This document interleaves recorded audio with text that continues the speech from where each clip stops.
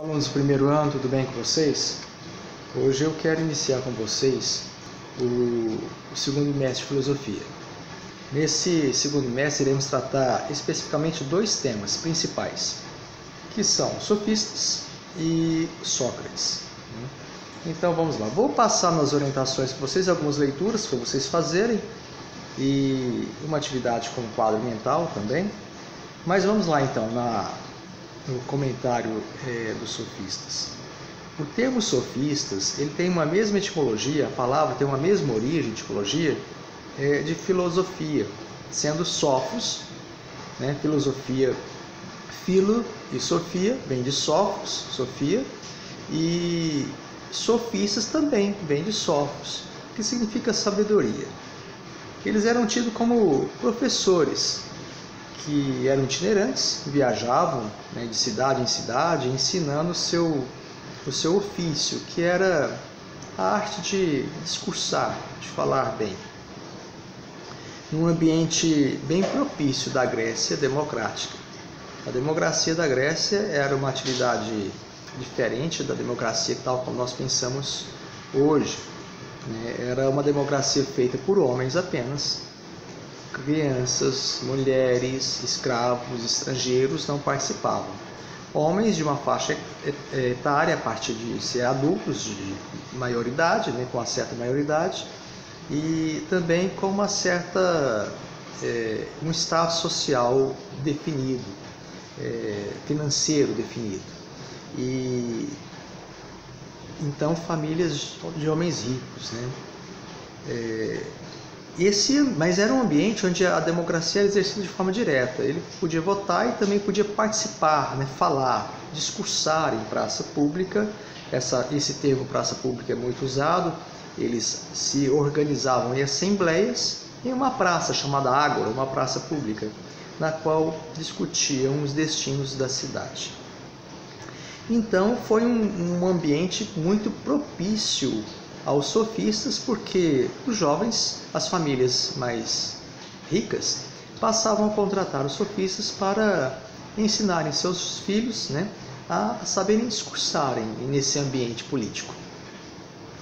E por tal, os sofistas vão ser bastante criticados pelos filósofos, principalmente Sócrates e Platão, chamados de fabricantes de simulacro ou também como mercenários do poder. Portanto, o termo que ficou até hoje, o sofisma, né, significa erro, engano, né, falácia, né, que é a mesma coisa, erro, engano, porque os sofistas tinham esse propósito de ensinar os jovens a discursar bem, mas que não se importava com uma verdade única, absoluta. Portanto, quando se fala sofisma, nós temos como uma ligação direta ao termo de engano. Mas qual as três características que nós inclusive já mencionamos com vocês, os sofistas, eu quero agora retomar, que vão identificar esse grande grupo do movimento sofístico, porque foram vários sofistas, em especial vamos discutir nessa aula somente dois, que foram os mais principais. Mas as características eram que eles eram itinerantes, né? Até já falei um pouco com vocês no início, ou seja, viajavam de cidade em cidade. Eles eram retóricos. No livro de filosofia traz retórico e oratória, retórica e oratória como sendo sinônimos. Eu faço uma distinção dos dois termos. Oratória é a arte de falar bem e retórica é a arte de persuadir, de levar e de convencer o outro sobre a minha ideia. Então essa é a minha diferença. Então eles eram itinerantes, primeira característica, retóricos, porque eram persuasivos, ensinavam técnicas de persuasão, e relativistas. O que é relativistas? Tratavam a verdade e a falsidade no mesmo patamar, ou seja, com o mesmo pé de igualdade. Não importava para o sofista se aquilo que ele estava discutindo era verdade ou não. Importava se eu convencia a quem eu estou conversando, dialogando, da minha ideia. Se fosse proveitoso para mim falar a falsidade sobre algo, mas que eu tivesse proveito, falaria. não teria problema algum.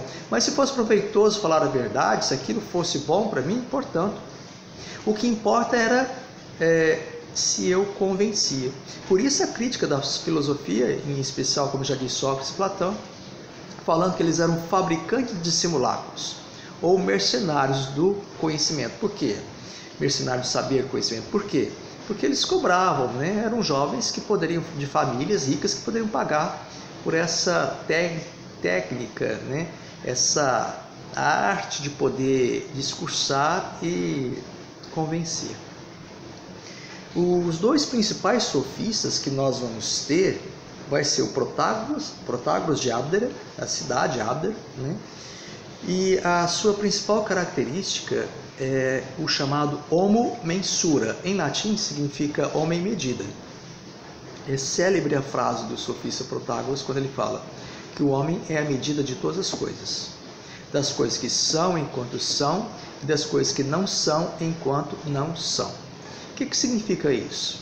Parece que é um pouco confuso, mas o que ele significa? O homem é a medida de todas as coisas. Das coisas que são enquanto verdadeiras e das coisas que não são, né, enquanto falsas. Então, o homem que dá a sua medida, ou seja, o seu convencimento. Essa frase, o homem é a medida de todas as coisas, identifica claramente o relativismo dos sofistas, de tratar a verdade e a falsidade da forma como me convier, da forma como for melhor para mim. E depois temos o Gorgias de Leontini. O Gorgias, ele é também um grande sofista, e a sua característica era de um ceticismo absoluto. O que é isso, ceticismo? É não aceitar a produção de um conhecimento, não aceitar que existe uma verdade única sobre as coisas. Ele duvida de que isso possa ser possível aos seres humanos. Então ele não está fugindo à regra, né, de que as coisas podem ser convenientes de acordo com o propósito, ou seja, do relativismo. Mas a distinção entre Protágoras e Gorgias é que Protágoras tem uma persuasão ligada à razão, utiliza a razão, portanto, para levar o sujeito, o indivíduo, o meu interlocutor, a entender que o que eu estou falando é certo, né? Ou seja, ele aderir ao meu pensamento.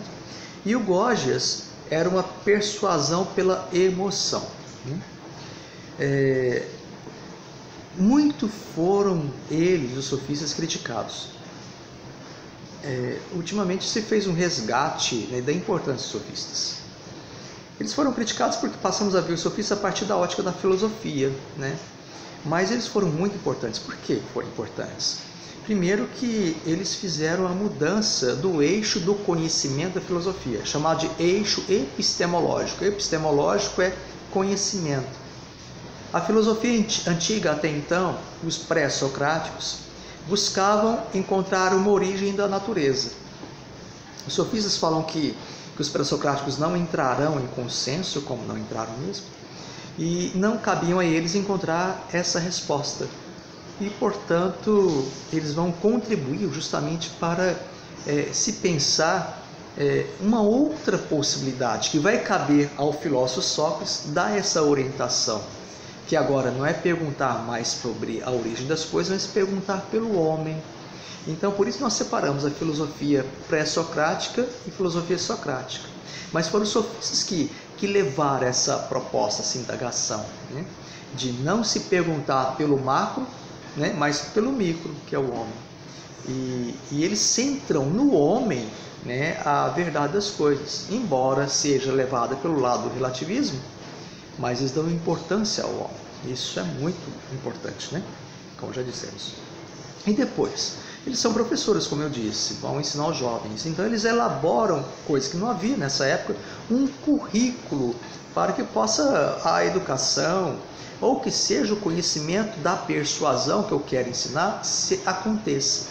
Então, o primeiro exemplo de escola enquanto elaboração de um currículo cabe aos sofistas. Naquela época não havia escolas. As famílias contratavam pessoas para ensinar seus filhos. Quem podia pagar, é claro. Mas cabe aos sofistas essa proposta, elaborar um currículo para que essa educação acontecesse. E depois, uma questão importantíssima, é que a igualdade das pessoas não se dava mais pela classe, ou seja, descender de uma classe ilustre, de uma aristocracia, de uma família ilustre, mas a igualdade agora se dá no campo da persuasão, da palavra, daquele que sabe utilizar a palavra como instrumento de controle ou de poder. E os sofistas provocou na Grécia democrática essa proposta de isonomia. O que é isonomia? Tratar leis iguais para todos, tratar todos numa mesma pé de igualdade. Na Grécia democrática, é claro, fazendo todos os recortes do que vamos entender de democracia na Grécia e o que entende de democracia hoje, mas isso foi possível. Ok, pessoal? Então, vamos lá para o Sócrates. Sócrates é um filósofo para criticar, portanto, já dissemos, sofistas, e ele tem duas principais máximas: sei que nada sei e conheça-te a ti mesmo. Muita gente faz brincadeira com essas máximas, né? Principalmente o sei que nada sei. Sócrates nunca escreveu nada, até acreditam-se que ele seja um personagem de Platão, mas tivemos pessoas que escreveram sobre ele, o próprio Platão, como eu já disse, mas também Xenofonte e Aristófanes. O Xenofonte, ele escreve uma obra parecida com a de Platão, que recebe o nome de Defesa de Sócrates. É os momentos finais de Sócrates, quando ele é condenado pela cidade por corromper a juventude, não acreditar nas divindades, e ele tem que beber um veneno extraído de uma planta chamada cicuta, onde ele morre. Então esse diálogo, esse livro que é feito em diálogo, ele retrata esse momento final. E Platão também, esse momento final de Sócrates, e Platão também escreve uma obra com o nome de Apologia de Sócrates. Defesa de Sócrates, Xenofonte. Apologia de Sócrates, Platão, é a mesma coisa. A palavra apologia representa defesa, mas na tradução nós utilizamos esses termos para diferenciar o que é de Xenofonte e de Platão. É claro que Platão tem muito mais rico, é muito mais rico em detalhes do que Xenofonte. Mas o fato é que uma pessoa, além de Platão, também fala sobre isso. E depois temos um dramaturgo chamado Aristófanes, que faz uma peça de teatro chamada As Nuvens, na qual ele critica, faz uma ironia à filosofia, em especial Sócrates. Então, assim, não existe uma definição se ele existiu ou não, mas a minha postura é que realmente tem existido, né? Porque até um comediante tenta satirizar o Sócrates, né? Mas o fato que nos interessa é a sua filosofia. Sócrates vai dizer que ele não sabe nada, por isso ele vai buscar pessoas que possam saber. E aí ele faz a sua filosofia a partir disso. Ele constrói um método chamado dialógico, no livro de filosofia fala dialógico, mas você pode ver também dialético ou mesmo um método socrático. O que é método? Método é a possibilidade de buscar compreender alguma coisa, chegar a algum lugar. Muito importante para o campo das ciências. Mas em filosofia, e principalmente para Sócrates, vai ser a proposta de tentar encontrar a verdade. Então esse método ele é composto de dois modos, dois caminhos, chamado de ironia ou refutação e o outro chamado de maiêutica. Bem, como que a gente pode entender isso? Só que a mãe dele era parteira, ele fala que assim como a mãe ele faz o mesmo ofício, só que leva os homens a parir, mas não pessoas, mas ideias. Como isso? Como isso acontece? Dialogando, conversando com as pessoas, levando as pessoas a responder às suas indagações, que a resposta nunca é conclusiva e nunca é final. Dessa resposta, Sócrates faz uma nova pergunta e a pessoa tenta responder e não consegue. Então Sócrates leva a pessoa a reconhecer que não sabe aquilo que imaginava saber. Caracteriza aí a primeira máxima, sei que nada sei. Quando a pessoa tem essa situação, né, do reconhecimento da própria ignorância, ele parte para a segunda fase. Então, assim, olha, a primeira fase é levar o sujeito a uma dificuldade de ordem racional, também chamada de aporia, onde não consegue responder as questões. A primeira fase, então, é a ironia ou refutação, que leva o sujeito a uma situação aporética, dificuldade de ordem racional. Quando ele reconhece que não sabe, passa para a segunda fase, que é chamada de maiêutica. A maiêutica é uma palavra grega que significa arte da obstetrícia ou simplesmente arte do parto. Por quê? As pessoas passam a pensar, a refletir o seu próprio conhecimento e chegar a uma proposta, a uma resposta, nem que primeira resposta, porque as respostas em filosofia seriam e principalmente filosofia de Platão, de Sócrates, somente um processo que não se termina, né? É sempre um processo de enriquecimento, por isso chamado dialético. Ele então leva o sujeito a parir ideias, ou seja, a chegar a conceitos, a chegar a primeiras ideias das coisas. E esse processo é conhecido também como anamnese ou reminiscência, né? O que é isso? A anamnese e reminiscência é lembrança. Para Platão e para Sócrates, os filósofos gregos dessa época, principalmente esses dois, as pessoas não fazem nada mais do que lembrar o que já viram em um momento anterior da vida. Eles aceitam uma grande influência na filosofia platônica, um certo espiritualismo, no sentido de que já viveu outras vidas. Portanto, é recordar a verdade que ele já viu no mundo das ideias, que vai ser mais claro aí quando a gente estiver falando sobre Platão. Aí vocês vão entender mais. Mas por hora fica essa orientação. A ironia e maêutica. Ironia, levar o sujeito a reconhecer que não sabe. Maêutica, levar o sujeito a despertar dentro dele mesmo o conheça-te a ti mesmo. Fazer uma investigação antropológica, né? Ou seja, centrar no próprio homem a busca das respostas. Ok, meninos? E por fim, todo esse processo do método dialético, dialógico, ele leva à dor. Por que dor? Associa-se à dor do parto? Sim, no sentido de que o parto também, né, é doloroso, no sentido de que conceber ideias, perceber a incerteza das minhas supostas verdades, das ideias que eu julgava saber que nada são de verdadeiro, gera uma inquietude, gera uma angústia, gera uma incerteza, como já disse, e a dor do parto, né, das ideias tem esse sentido, né, de levar o homem a fazer um grande exercício, um exercício intelectual de reconhecer sempre a si mesmo e por isso confrontar as suas próprias verdades. Por isso ele fala de dor. Ok, meninos? Até a próxima.